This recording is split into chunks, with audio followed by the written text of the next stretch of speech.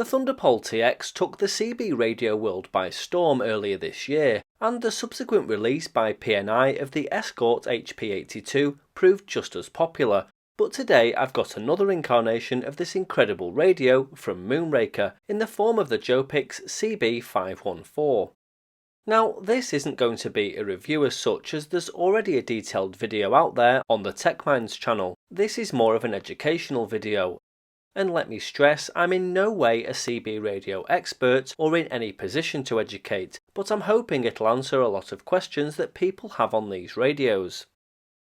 So, I've been following the CB radio social media groups, especially the ones based around the Thunderpole TX and the likes, and an almost daily theme is people being disappointed with these radios, and they really shouldn't be. I see posts every day from people who have bought them and are disillusioned from the outset because they can't make a quick contact. Many of these people are returning CB radio enthusiasts that have been silent for decades. Others are less experienced in what the hobby entails and where it is today compared to its heyday. CB radio back in the 1970s and 1980s was an amazing viral form of early social media. People from all walks of life were active on the air 24/7, with most frequencies constantly in use. There was an abundance of people to talk to and an abundance of kit available for people wanting to get set up and get on the air. Those days are unfortunately long gone, and the band is much quieter than it was, despite making a bit of a comeback on the back of these types of radios. I see disappointment on social media from people with these radios who bought them and were expecting to chat to somebody instantly. I also see comments from people sat in the downstairs of their house on the sofa, calling and listening and hearing nothing, and then ending up disappointed in the radio. Again, decades ago there were people close by, probably in the same street, who you could have made a contact with from the downstairs of your house, but today this isn't the case. Sitting downstairs on the sofa with this radio or any other isn't going to get your signal out there and isn't going to make you any contacts.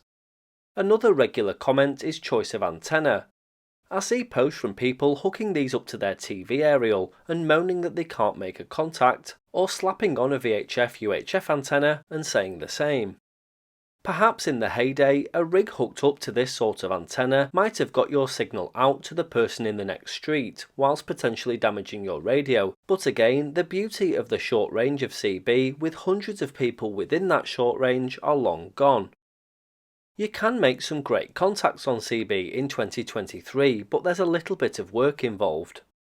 The best thing to do if you want to make a contact at home is to hook your radio up to an external antenna, something like an Antron 99 or a silver rod.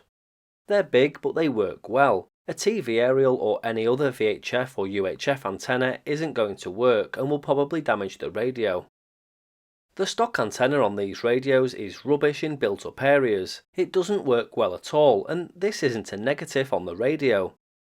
It can't physically be effective at this size, and the manufacturers have done a great job on this antenna.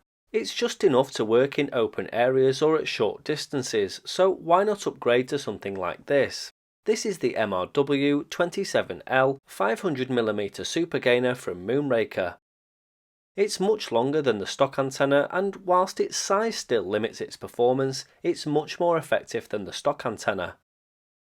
The other thing to do is get out there. Go to your local hill or park. CB radio works much better with line of sight, and you can make some great contacts at longer ranges. I managed 22 miles on this radio from some raised land on just the stock antenna. I hope all of this gives some clarity to newcomers and encourages those who are coming back to the hobby and have been disappointed in these radios. It's not the radio's fault, it's simply that things have changed. As for the Jopix itself, it has all the features of the Thunderpole TX.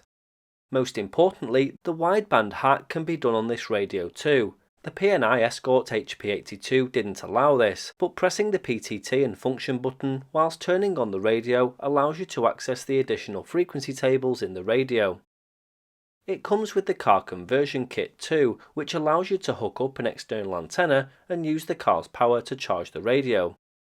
It also has USB charging, which is handy if you're away from mains power. It also has that incredible noise reduction circuit inside, which is handy for weaker signals. This radio is also cheaper than the other versions at the moment too. If you'd like more information, then check out the links below to both the radio and the antenna.